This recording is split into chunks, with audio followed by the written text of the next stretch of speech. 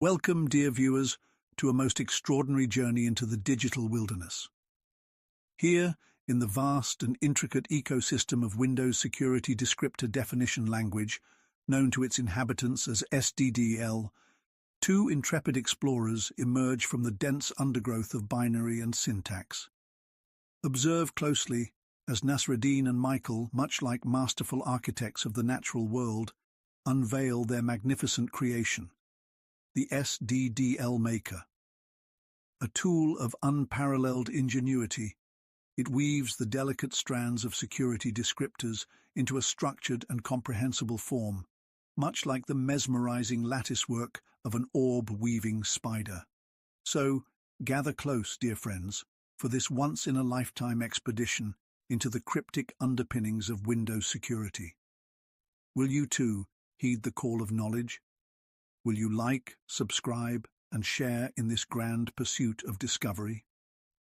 Welcome to Atomics on a Tuesday.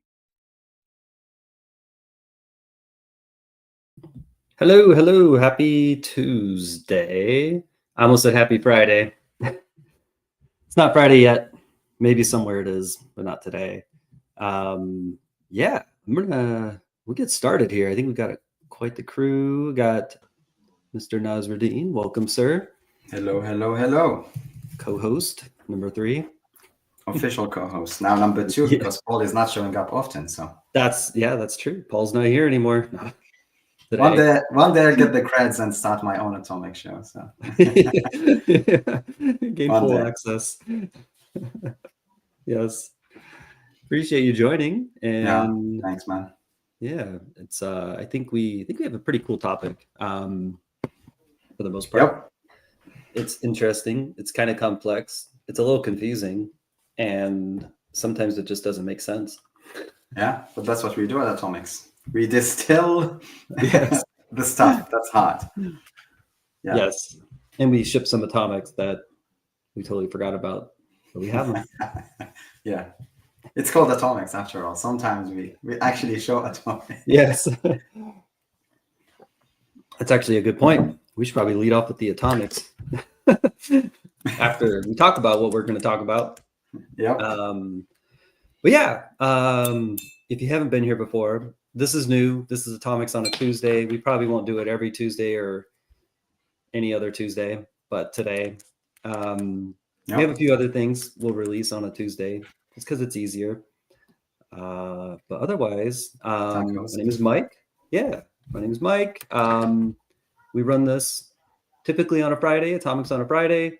What else is new? What else? Trying to think. There is a co-host that's usually here. Yes. That's We usually have Paul. Paul's not here today, so I brought Nas so that you guys could have Nas today. Yeah. The better host. He's my Tuesday host. But yeah, so the whole SDDL thing kind of picked up. I can't remember where it kicked off at, but we were geeking out on it, and I was like, we should write a blog, we should write some tools, we should write some atomics, and content. We could have content for it too, and so that's where it all took off. But I thought it was worth at least showcasing some of the tools that we did build before we released the blog, because the blog's not out yet. So that's where we're at. Yep. So I think the more elephant in the room is if you don't know what a SDDL is. And this was kind of like a new concept to me. And I guess before I read like an actual description, Nas, do you off the top of your head have like the Nasruddin description? That's you're putting me on the spot, but yeah, I don't have direct description for it. But what I would say is that SDDLs are these like magical strings. I call them magical strings because when you look at them, they don't make sense. But when you start to unwrap them, they still don't make sense. But at least they are logically entangled. So you can at least distill them to like different pieces, and I guess we'll see that today. But the idea is that it's a language that allows Microsoft to describe access or permissions, or basically allow something or deny it or audit it, any securable object on the system. And securable objects might include like a file, a share, or whatever. So that's the gist of it. Yeah, I think kind of like after kind of goofing off with it and playing with SDDLs in general, I kind of got the gist that it's very much just like the underlying permission, kind of like the, I don't want to say like, you know how like there's assembly and then, well, it's like the SDDL's kind of like the assembly version of like the GUI version of the permission being set. I kind of look at it like that.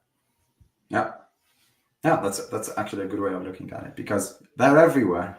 Like named bytes, like controlled by SDDLs, like everything is. Yeah. It's kind of like Lua, where it's everywhere, and you know, yeah, as we've seen the fabric recently, this kids are doing a lot of Lua. So yeah, there's a lot of Lua action out there. Yeah. So since we gave the best description of what a SDDL is, we're going to go ahead and flip to I'll try to flip to it. We have a repo, and inside our little repo, let me share that in the chat. It's called SDDLMaker. Make sure you're sharing the correct screen because you're still on MSDN. Share this tab instead. There you go. Yeah. Cool. So yeah, this is our repo, and inside here it includes the ultimate SDDL powerhouse. But we created a Streamlit app, and the Streamlit app, the idea behind it was if you haven't played with SDDLs before or you've seen them, like I think that's where it kind of stemmed from too, is we saw a blog. And inside the blog, it was a recent threat blog, and it was like hackers are using, permission, or they're setting permissions with SDDL. Kind of stemmed from that, I think. It was a recent one. I think Tia Derek wrote it. And so it was kind of like, yeah, SDDLs. I always see these things kind of here and there. So it kind of stemmed from that. And that's kind of where we dove into it. So yeah, the Streamlit app is available. And then something that you created was this really cool mind map. And the mind map, maybe I should switch over to the app then. Do I have the Streamlit app? I do now. SDDLMaker. Oh yeah, right here. Let me go back. So yes, you can reach the site. It's the SDDLMaker.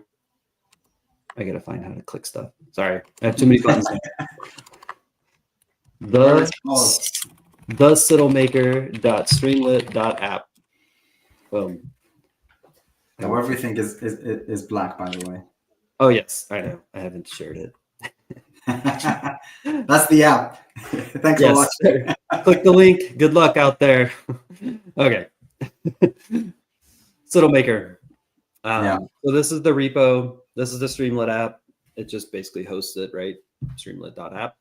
And then from here, for me in particular, I was really curious, just like how all these things work and whatnot. And so I wrote a bunch of examples, very generic, of just like parsing SDDLs.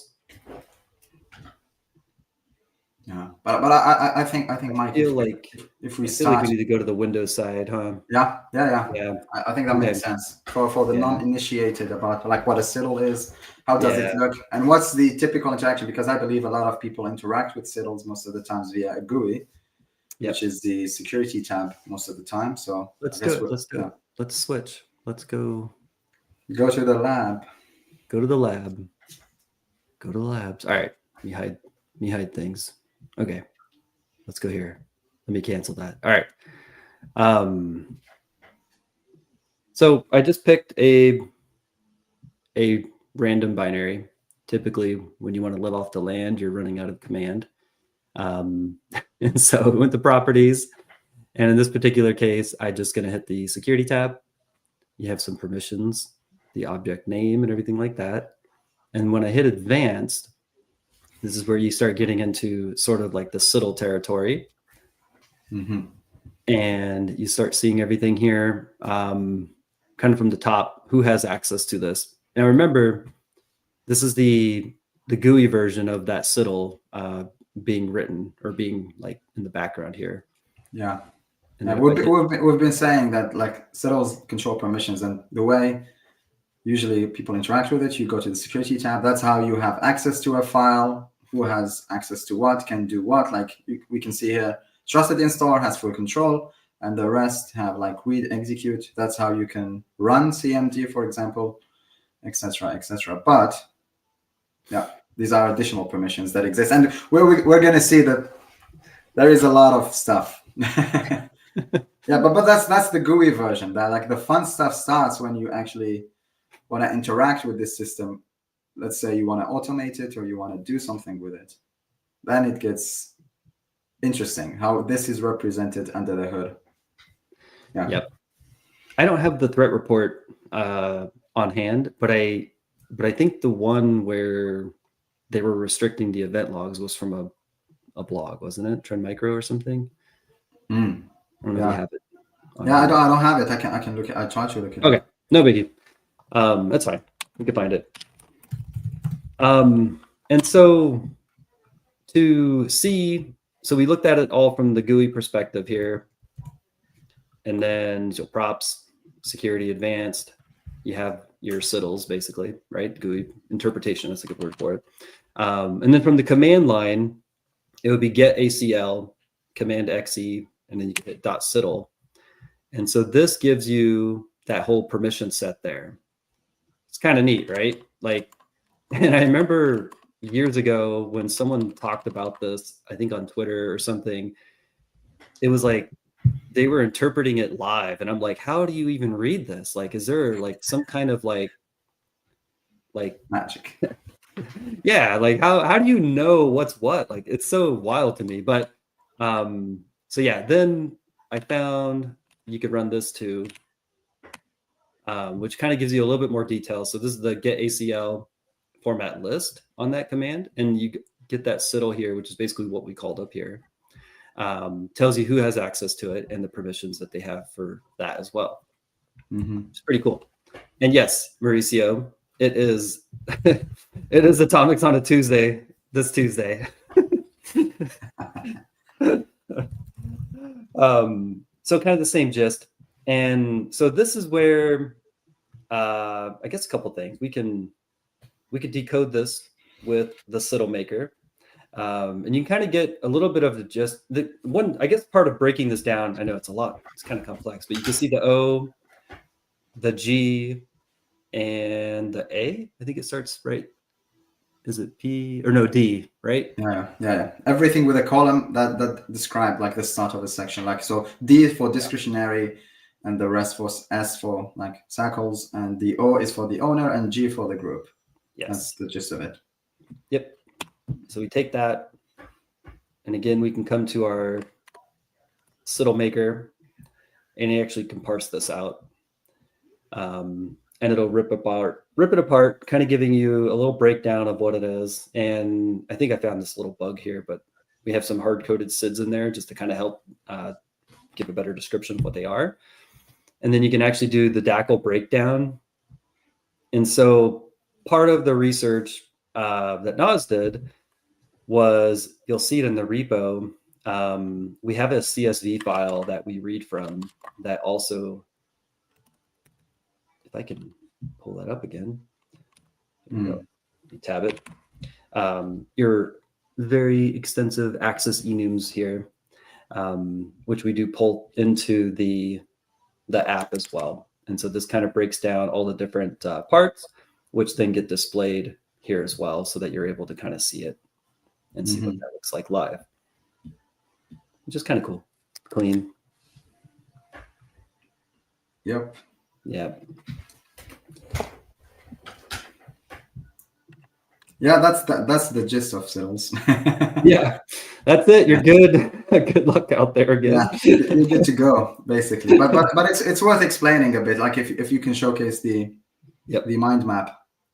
Yes. It will that. Yeah. Yes. Because it's worth exploring a bit, because it's a complex topic a little bit, because there is a definition for it. You can go read it on Microsoft's website. We didn't pull everything from thin air or from reverse engineering stuff.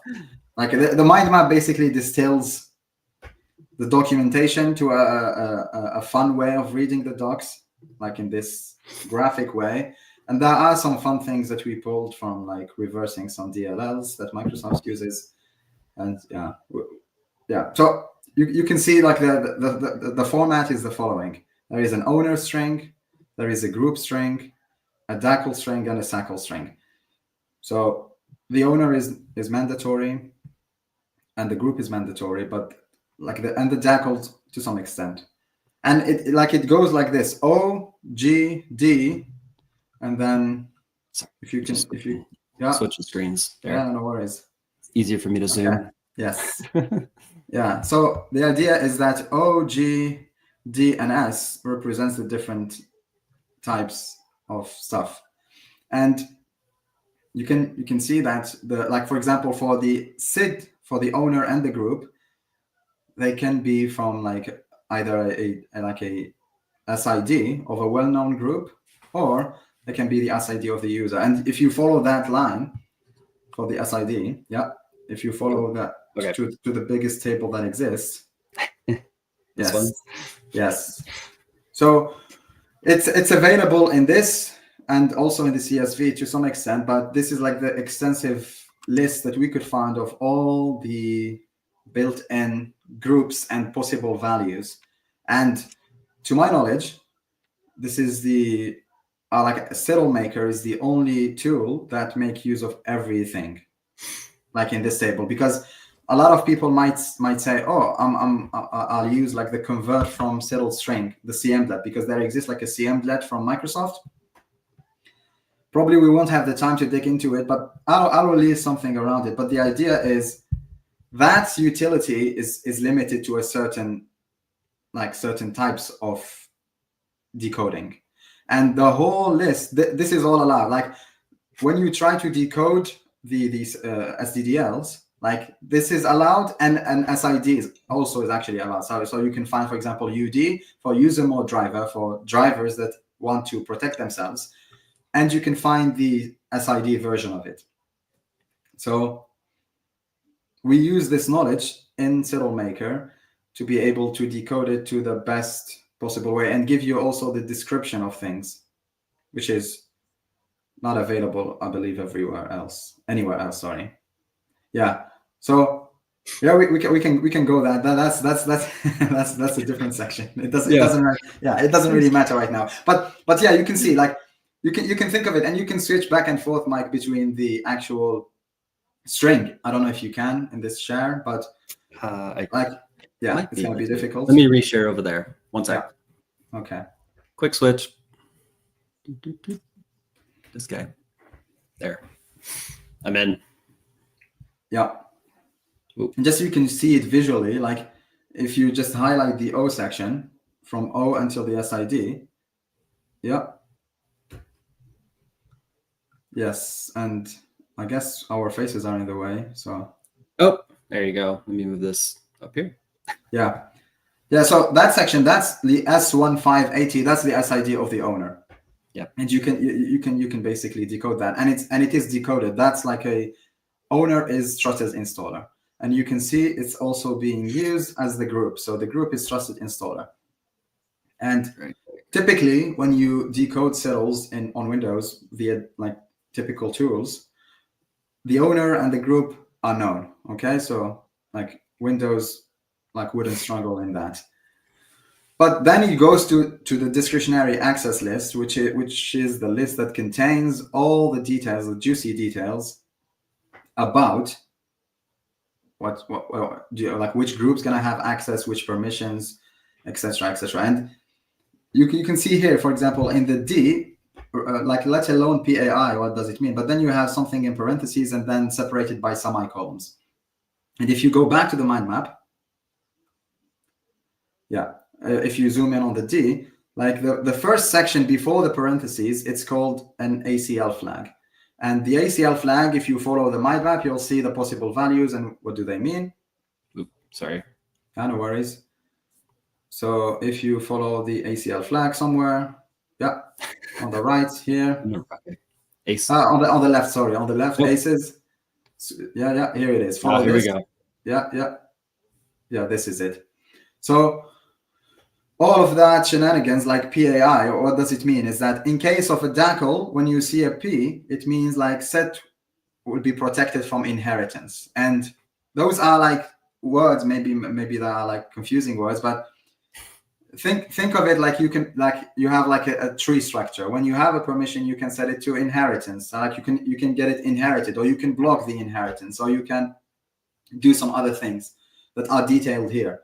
So the way you think of it is that even though it looks complex, but if you distill it into these different sections and actually separate it as the mind map is trying to do, you'll see that the PAI, so in case of P, we've seen that cycle protected, and then auto inheritance in the case of a DACL. So set when the DACL was created through inheritance. So this DACL was created through inheritance. That's what it means, like the first part. And then you have between parentheses the ACE, which is the smallest entity in this SDDL language that allows you to describe like one entry.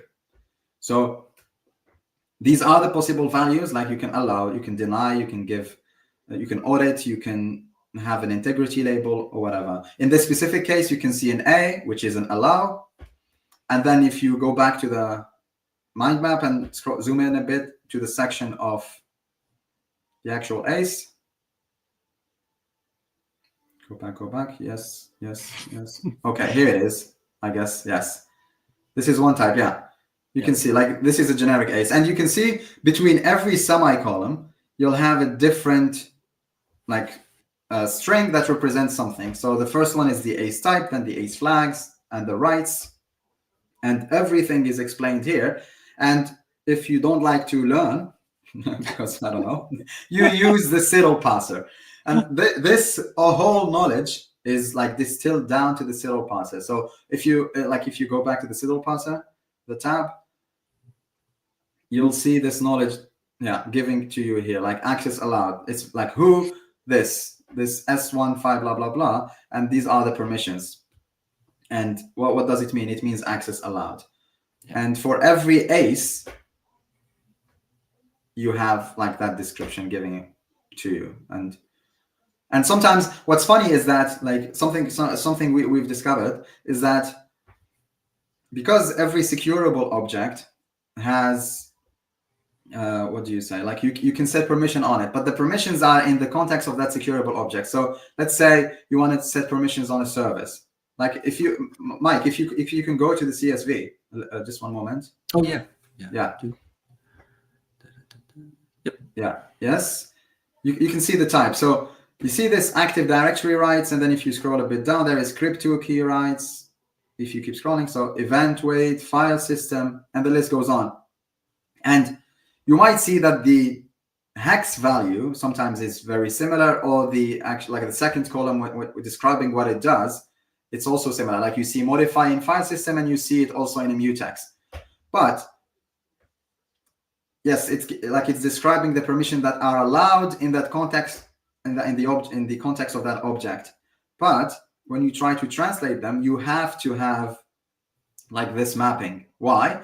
Because then the description, like it's completely different. Because a lot of tools, especially like you might use the like the default CM that convert from SDDL string, and I'll paste it in our chat, and maybe you can paste it. I will ship that. Yeah, like when you use this utility, and I don't know if where is it? You can try to use it. Just try to use the CMlet. Like use it, convert from SDDL, and then do SDDL and give it the SDDL that we just have. Dash SDDL, I believe, and then should work. Oh, yes. It is. Yeah. And it was because you try to. Did I do it right? Yeah, you did it right, but the string you copied it was multi-line. I guess that's how. Yeah. So. Let me do this, and then I have it over here. Yeah. All right. Doesn't like it. Doesn't like something. Ooh. Oh, do I need to quote it? Yeah.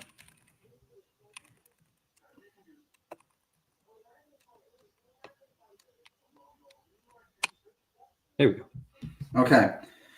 Yeah. So if you reverse this, by the way, it's .NET, so you can just put it in any .NET decompiler. Like if you see the discretionary like ACL, and it tries to give you like anti-authority system, then it gives you like access allowed, which means like you have generic right list directory. You see this list directory because you didn't specify the type, and you can read it in the doc of the CMlet. You can specify like a type. If you there is like, I believe, a flag. If you go to the MSDN. Yes. Yeah, there is where is it? Yeah, type. And it will change depending on the type, because it expects you to give certain type, like this is Active Directory, but not every type is listed in this CMlet. Okay, or I believe only like 5. The first ones in this CSV, because I took them from there. But as we're going to learn later, is a service has different naming. It doesn't necessarily mean something else, but like the hex value, it's not completely different. But if you try to convert an SDDL that you got from a service, it's best to decode it that way. So that's why SDDLMaker has that large CSV, and it uses it in the background. And that's why it is important to do this whole research thingy so that you can be as accurate as possible. I hope that wasn't confusing at all. I mean, it is, but I try to be as simple as possible. No, I think it's good. It's kind of a weird, not a weird, but it is definitely a tricky topic. But I think this definitely breaks it down, especially if you're digging right here. I think the piece that's really important when you're looking at this is you're able to follow on the mind map here. And if you're looking at like the DACL piece or whatnot, you can kind of go down to right here, which breaks down that kind of like that really tricky piece after the D here by what's what. And then you can kind of go further as to what these are.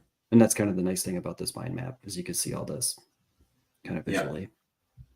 And we're not going to talk about them here, but if you go to the right section of the mind map, like you can see that the ACE, there are like a couple of ACE. There is conditional ACE, and then resource attribute ACE, and central policy ACE. And typically when we talk about ACEs, we don't think about these 4 types that I just talked about. We talk about the generic ACE. And yeah, we're not going to go into details, but it's worth, when the blog releases, like you'll understand still more, but maybe dig deeper into this. And I have some like examples that you can test on your own machine, especially the Windows apps examples, like using conditional ACEs to block you from accessing the typical Windows apps folder. And it's a nice exercise to like showcase how these like ACEs are actually used on your system from the typical classic way of you don't have access, you need administrator, that everyone is familiar with. Yeah. It's awesome. It's neat stuff. Yeah, and that's why SDDLMaker is like, I'm not shilling SDDLMaker. Well, I am, but you get the gist. Like, it's an honest shill. It's not a paid shill. That's what matters. That's true. Yeah, just nothing paid for on this show. No, it's super cool. Helpful. And yeah, we need to pump up those star numbers. Yep. I guess since we're here on Atomics on a Tuesday, I think we have the atomic test, which I can share. Let's see if I have this up to date. Oh, I do. Cool.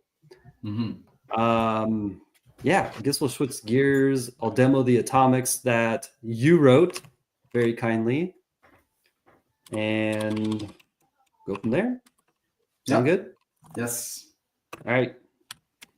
So the first one you wrote, we're just going to call it out. We're going to look for all the misspellings and everything in here. No, the first one you wrote here, okay. Yes, was under T1562002, and this is a test number 8. Yeah, I'll drop it in the chat for those who would like to follow along at home, and I'll show that here live. There's a little link there, visual, cool. So if you haven't used invoke atomic test before, basically you just pass your T number. You can hit show details, First, I ran brief so that you can kind of get a high level of the atomic tests that are in here. And then in this particular case, we're going to look at 8, 9, and 10. So show details on number 8. And you can absolutely look at this in the website, which I'll share that here, which I did share that. I'll bring it up over here too, because why not? Double it. And so here is that test number 8. And you can visually see basically the same thing we're looking at right here in the command line. But in this particular case, Nas has set us up with a test that an adversary may modify access permissions for the Windows event log channel by altering the channel access registry value, changes the CIDL, and it modifies so that it restricts or grants access to specific users or groups. And more or less, if I got this right, this will basically stop anybody from viewing the event log, right? Yeah, that specific channel. And if you do it right, you'll also block everything. But I shared something in our chat, the virus total, so that people can see the threat actors. I mean, we have that example in the blog, but I think it's worth showcasing here just to see the idea, to link it between the theory that we've been talking about and the reality. So if you go to the behavior and you scroll down, behavior tag, Gotta click buttons. And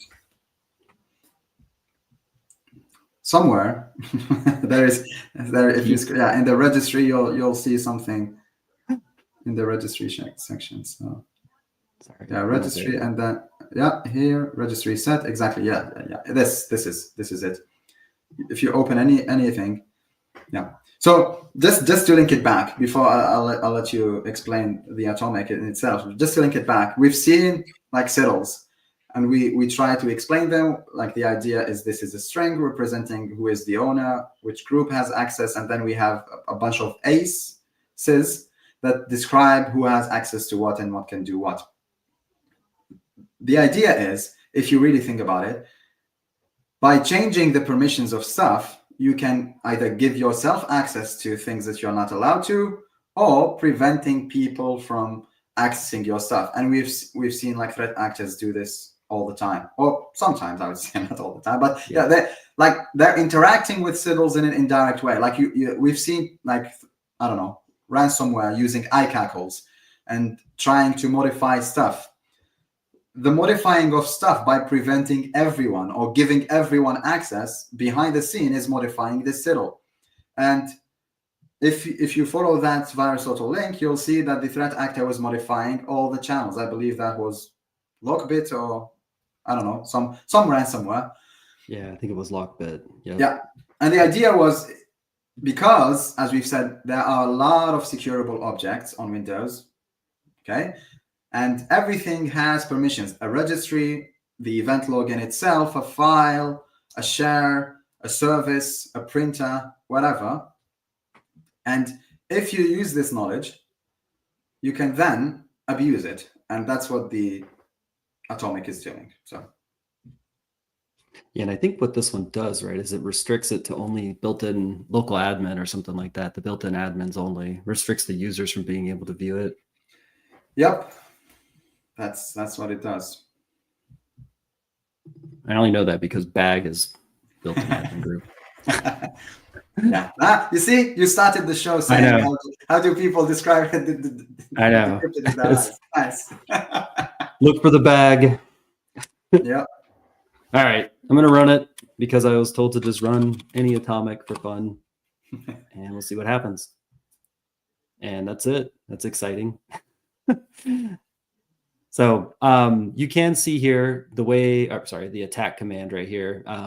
You can see the actual piece bit right here, channel access, and this is the value we'll set it to.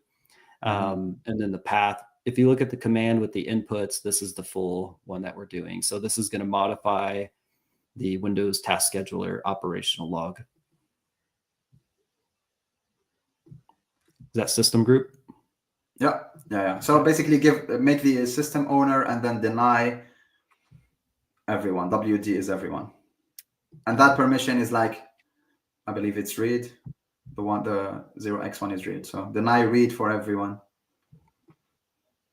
Boy, So but only by the end of system this, everybody should be talking in siddles. So it looks like the same permission set for this, and this time we're looking at the event log setup channel. Yep.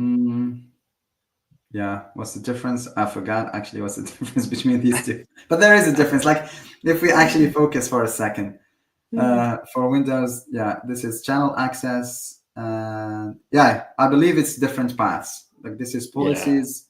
This is the and Windows the other event log one setup. Yeah, but no, but software policy. And if you scroll a bit up, what's the other one? It's the channels. Yeah, it's just like it's the same one, but because channel access exists in two places, it's like that's like coverage, just to make sure coverage is there. You know me. Double up. And this one's changing an actual. Yeah, that I don't know if we described the difference there, but custom SD and the other one, like there are two different ways of setting the descriptor of the old, because to my understanding, if I remember this correctly, is that in the old logs there is a custom SD in this current control set service event log. You see the event log system, those system application and all of that shenanigans have a custom security descriptor, but then that's the old way of doing things, but it still exists and you can find it in a group policy. And the new way, quote unquote new, is the other way around. Like you can target specific channels and have access to that, the ETW stuff. But I believe there is, if you just Google custom SD between quotes, you'll find an MSDN blog talking about it. I guess. Leave it to Microsoft. Yeah. All right. And then you wrote this really cool one, and I'll pull it up. This is T1222-001. And this is probably my favorite test. I feel like we talked about these on the show a while back or something, because I remember trolling you about it. Oops, wrong button. Yeah. Because I ran it and I was like, what the hell is going on? All it does is run. And you're like, yeah. It's so funny. I like to call this one Subin ACL, but I know it's like Subin ACL, ACL. And then you told me it's from like some old school, was it like 2003 resource kit? This time I'll share the report, and if you'd like to copy it in the chat. But yeah, it is from a Windows resource kit back in the day when they were shipping them in CDs, and every like Microsoft engineers weren't allowed to write tooling in System 32. Sorry. So yeah, they were shipping them in those Microsoft tooling.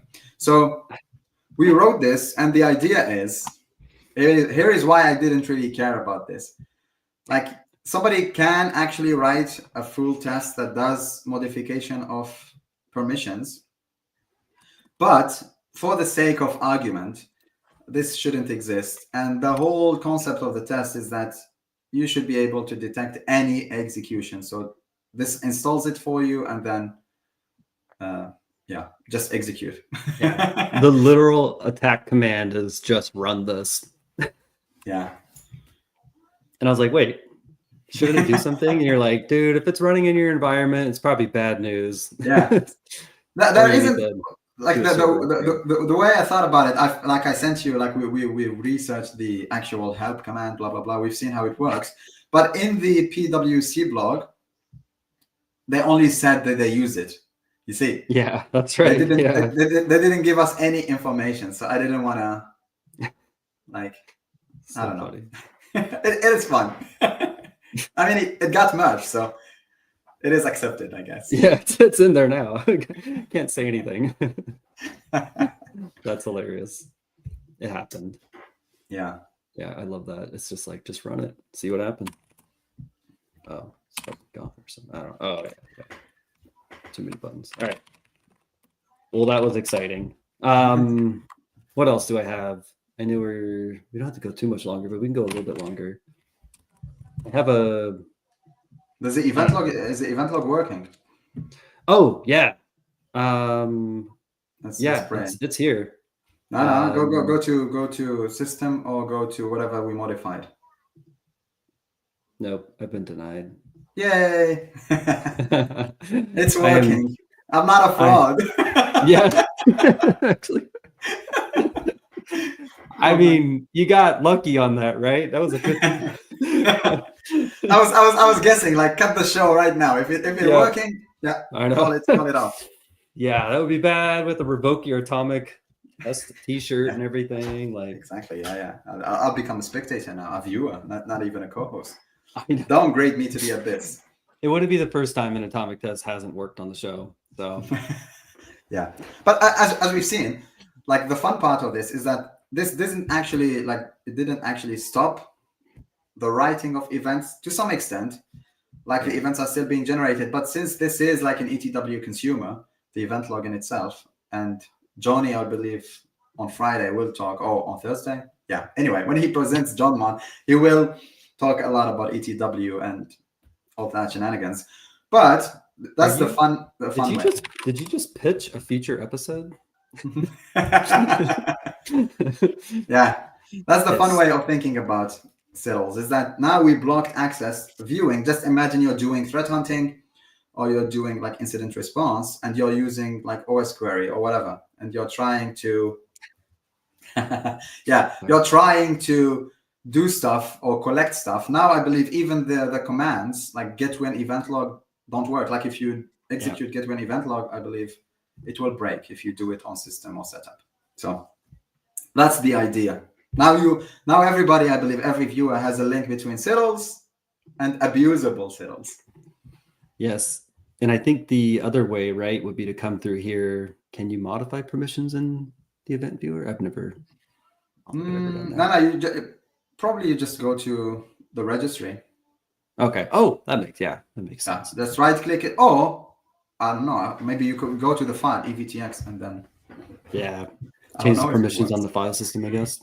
Yeah, the EVTX file that will work probably, because the registry one is targeting the autologger, so the actual collector.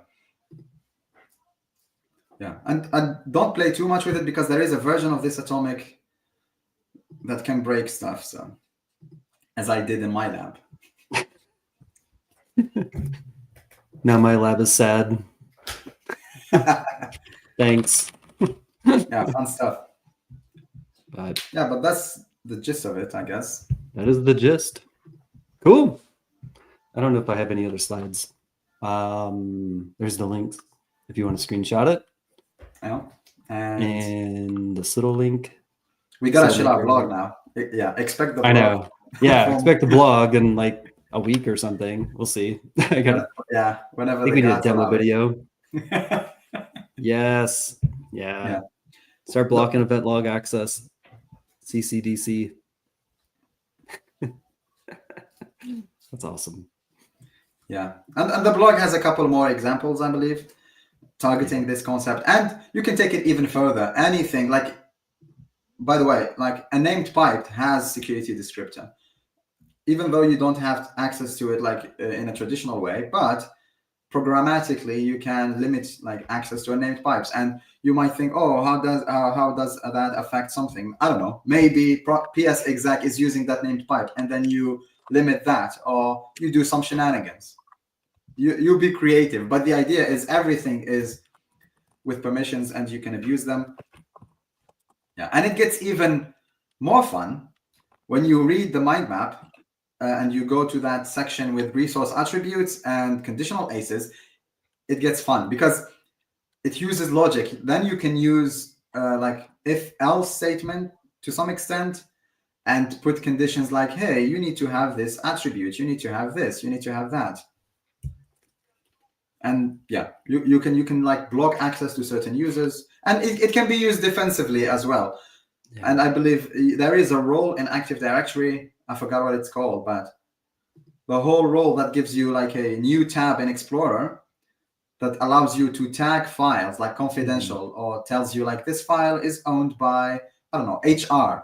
And then suddenly you can't access those because they are limited to certain people or certain users from Active Directory. And behind the scenes is using like resource attribute settles. Or yeah, that's it. Yeah, the last thing I was going to share was I wrote a little gist that I'll share here in the chat somewhere. Where's the tab? There's a tab. It just walks you through basic sittling. So if you want to take a little ride, you can play through some of the sittles here, attach like a basic service, retrieve it, grant everyone, things like that. Play with some registry sittle, things like that. It's very simple. It even has Subin ACL in there with actual stuff. But That's if cool. you want to play with it, at least it's just very generic, kind of how to play with sittles. It's like a tutorial of what we've been saying. That's nice. Oh, yeah. That is nice. There's Mike's gist. We should have a segment every Monday. Mike's gist, 10 minutes every day on Twitter. You don't want to. I got too many gists. Yep. There's a lot. Oh, what's this one? Yep. Oh, I'm always surprised when I talk to you. You send me like a secret gist from 2 years ago. Yeah, by the way, I've already had. Yep. There's some good ones in there. Now you got me looking. Yeah. But yeah. Thank you, Nas. Appreciate you jumping in today. Yeah. On Thanks for having AOAT. me. It's exciting. As far as next episodes, I do have a set list. There's a good word for it. I got a set list coming up. I can share my screen on that. I'll find this. So if you go to the Atomics on a Friday account on YouTube, we do have Johnny Johnson coming on the 24th. So I think that's next Friday. I don't know how to calendar. He'll be here for this, talking about John Mon. So if you don't know what John Mon is, this will be your chance to learn more about John Mon. And then the other one is we have Mauricio joining us, who was here earlier. He's probably gone now. To chit chat about MS Invader. We've been getting a lot of engagement for that tool, so I figured we just do it live.